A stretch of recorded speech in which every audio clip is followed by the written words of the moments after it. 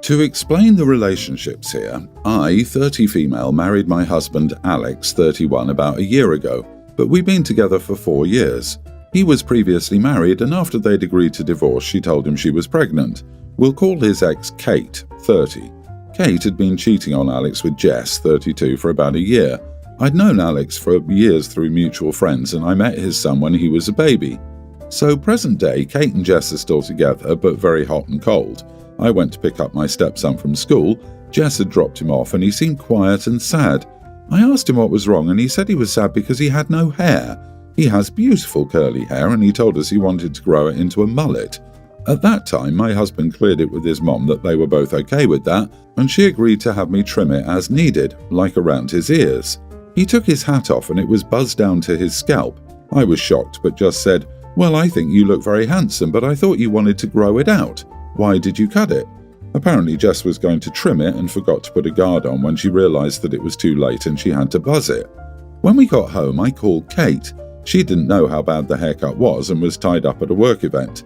She suggested I make sure I get the whole story of what happened, so with her permission I went right to Jess after I called my husband, who was driving home from a couple hours away, and explained what was going on. So I called Jess, asked to verify what he said and told her how upset he was. She said this is exactly what happened but didn't see why it was such a big deal. She kept saying I was overreacting and it was just hair, so I tried to explain that as a kid, there's so much he doesn't get a say in, so it was a big deal to him. I told her she should never go near his head with clippers again. She came back with, "Well, you're not his mom," and when I reminded her she wasn't either, she said, "I'm a heck of a lot closer than you, I've been here since day one." To which I said, "Yeah, because you were an affair partner. Don't cut his hair again," and hung up. I called my husband back to explain everything and calm down. He'd been on the phone with Kate discussing things as well, and I texted Kate to give an overview and say I was sorry if I overreacted. It's the next day and Jess is trying to tell Kate that I shouldn't be allowed to cut his hair if she can't and that I need to get my parenting privileges taken away. I think that's crazy. To clarify my role as a step-parent, Kate and my husband meet twice a year alone to discuss parenting things, and at the last one, Kate said she's comfortable with seeing me as a parent and is ready to include me in the meetings in the future. But am I the idiot for being upset with Jess and for not only buzzing his hair but for how she reacted by trying to minimize it? Not the idiot. I don't understand how Jess is going to trim his hair and make a mistake that results in a buzz cut. It doesn't make sense. I don't understand what she was even doing using clippers on a curly-headed child who was trying to grow his hair out. What was she trying to trim that would require clippers rather than scissors in this scenario? It makes no sense. It sounds malicious and intentional, and it's like the behavior of an adult who shouldn't be left alone with the child. I don't believe Jess. As soon as she saw that she'd shaved it too short in one area, that meant she had to shave his entire head. I bet she didn't like being the only one not included in the mullet decision, so she did this on purpose. Everyone's the idiot here, apart from Kiddo. Clearly Jess messed up and there needs to be some pushback on that and perhaps some pressing into whether it was accidental. But you really overstepped. This was not an emergency that needed to be investigated or dealt with right that second. It could have waited until Kate or your husband could speak with Jess. The only urgent thing was cheering up your stepson, which you could have done without getting involved with chewing out Jess. You've made things harder and more complicated by insisting on being the one to deal with this. Update: am I the idiot for what I said to my husband's ex-wife's girlfriend? My husband talked to Kate about why Jess would do that and react how she did while he was driving home. Kate admitted she has noticed Jess asking questions about what I do and saying little digs at me around their son. He will tell a story from our house and she'll find a way to say something negative about me. She lightly called her out on this one time and Jess had a really negative response. Kate and my husband were going to meet tomorrow to discuss it, but Kate called me very upset and said they got into a fight. She doesn't have a lot of family, so this isn't the first time she's called me needing someone to talk to who knows the whole dynamic. I said she could come over and talk about it if she wanted, and she took me up on it. So she came over and we all played Hot Wheels for a bit. Seeing their son obviously helped calm her down, and then I took him to the playroom while Alex and Kate talked.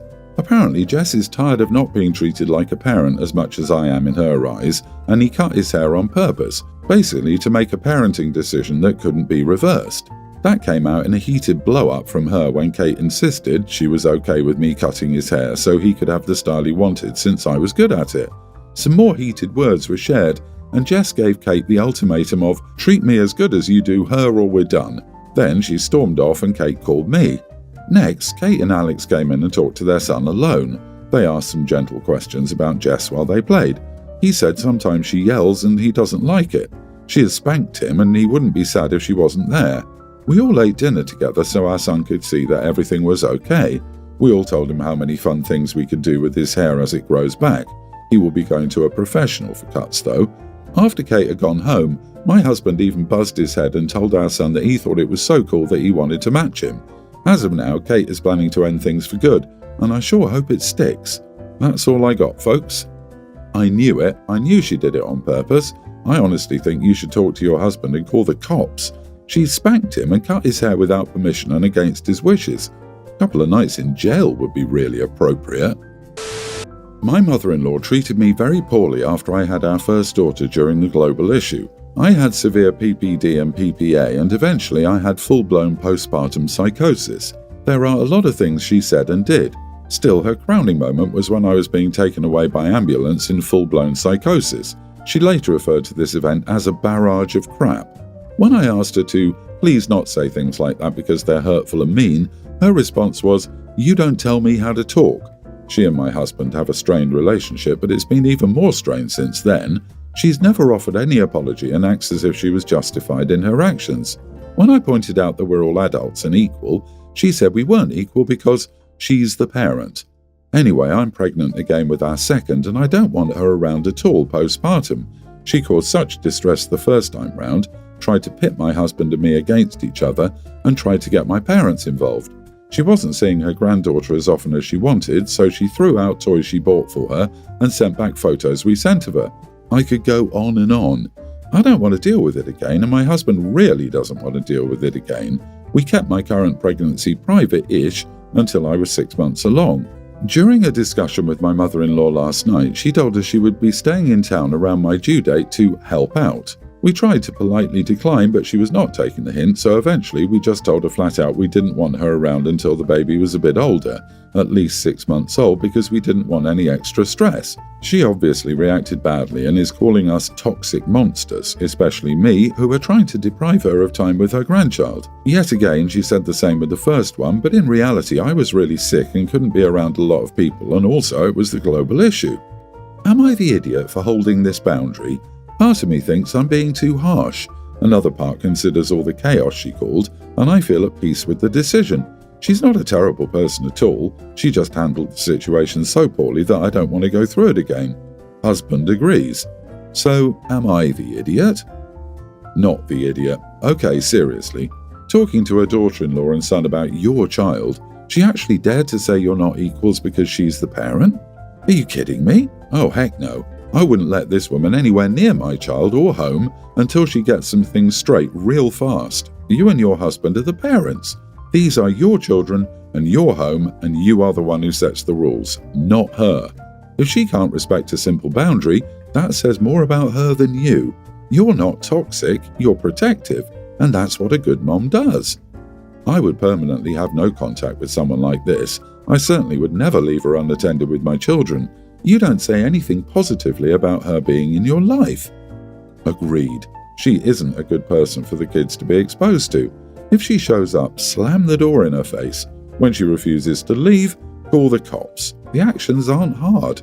You and your husband just need to stand together and be firm. She won't back down or step away unless you two stand together to block her. I'm currently on vacation in California, and my wife and I are staying at a house rented by one of her closest friends' parents. We'll call them Dale and Sydney, along with some other people. Anyway, the incident in question. Sydney has signed us up without telling me, or I thought, my wife for having a big kayak outing. Right off the bat, I do not enjoy this kind of water sports. I never have. Moreover, I simply wasn't in the mood to try it out, especially kayaking, which I had never done before. This is important. When my wife came in and told me what we were doing, I said I wasn't interested. At first, I almost thought she was joking because she knew how much I disliked water stuff like this, but she said she was serious and that we had to go since the hosts had paid for it.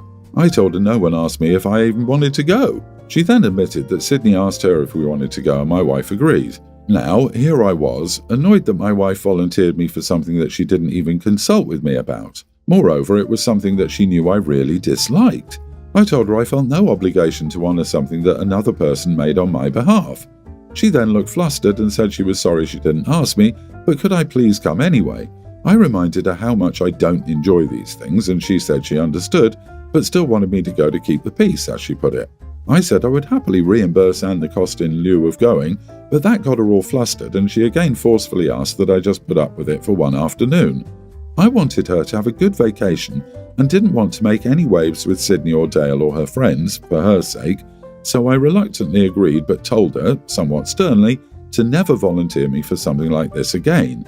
It was awkward driving to the place, but we got there, started getting ready, dressed with life vests and whatnot, and headed outside to the water. When I met the guide, he asked about our kayaking experiences. When he got to me, I told him I'd never done it before. He looked at me funny and said this was an advanced kayaking course and I would really struggle with it as a novice. Moreover, in a pretty annoyed tone, he asked me why I'd come if I'd never kayaked before. Everyone was looking at me now and I was getting embarrassed and flustered. Trying to be diplomatic with my wife around, I told him I essentially got volunteered to do this through a misunderstanding, and I said if he thinks it's too hard for a beginner, I could skip out. He said that was probably a good idea. I got to leave and this is where it went off the rails. To be fair, I should point out that I was pretty annoyed and borderline angry with my wife for setting me up to look foolish, even though I knew that wasn't her intention at all. I thought leaving would let everyone else have a good time. Sydney then approached me and asked why I even agreed to come if I'd never been. Again, everyone was looking at me, and I hated being put on the spot like that. I decided to be honest and said my wife signed us both up without asking me, and she probably didn't know that this was an advanced course. I saw her get beet red when I said this, so I presume she was embarrassed too. Sydney said she didn't like wasting money. I apologised and offered to reimburse her. She said it wasn't about the money but about wasting her time and effort. I really didn't know what to say, so I just apologised again and said I'll make sure things are clearer in the future, and I appreciated her thinking of us when planning it. My wife then came over and said I could maybe just try it so we could follow through with our original plans. I said I didn't feel comfortable going on an advanced course on something I'd never participated in before, and that shouldn't be hard to understand. This opened the floodgates, and soon the entire group started essentially yelling at me about either wasting time and money, agreeing to something I had no business agreeing with, etc. Sydney and my wife joined in too, with my wife just pleading to try it out anyway. It must have been 12 or so people all talking at me loudly, not full-blown screaming, to be fair, but enough to really start to make me feel angry and feel singled out. Here I noticed there was an air horn nearby, and with everyone yelling at me, I just thought, forget it. I took the air horn and blew it up in the air. It was super loud, as you might expect, but it cut through their clamour and shut them all up. The fact that I blew it for about 10 seconds also helped.